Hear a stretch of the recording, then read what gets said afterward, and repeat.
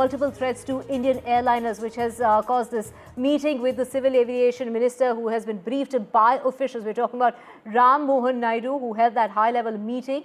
This meeting taking place just ahead of the Parliamentary panel meeting, which is coming up later today. This is in regard to the hoax call menace that is being faced by the airliners and the passengers. In the last 48 hours, 10 flights have been impacted, 10 flights have been grounded, and there's been big implications as far as airlines are concerned due to these threatening messages that they're receiving online. We have my colleague Aishwarya joining us to get us more on this. Aishwarya, Parliamentary panel meeting amidst these threats that the airliners are getting with these hoax calls, that are being put up on, online services, and that has impacted so many Indian airlines. One, especially this airline that had to be diverted to Canada, which is heading towards Chicago, and Indian Airlines, which was meant to arrive in Chicago, and the Canadian ministry stepping in there in order to help out.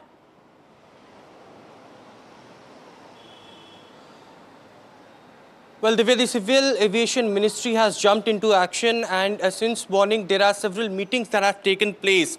To put into context, Civil Aviation Minister Mohan Naidu had called a meeting at 9:30 a.m. with the DGCA officials and the Civil Aviation Ministry officials just before the first meeting of the Standing Committee of Parliament for Transport, Tourism and Culture, in which the agenda is very clear. This is the first meeting inside the Parliament. The members have been called in, to which Mohan Naidu is not a part of it, but the agenda is to hear from the Secretary of the Civil Aviation Ministry regarding the working of the Civil Aviation Ministry. Now, he will be definitely asked by the members of this committee about the recent threat calls that had been received by different airline carriers and what action the DGCA has taken into it. Regarding that, the Civil Aviation Minister was briefed today by the Joint Secretary as well as the DGCA and Civil Aviation Ministry officials as well as to what reply they are going to give inside the Parliament regarding this and what steps they have taken.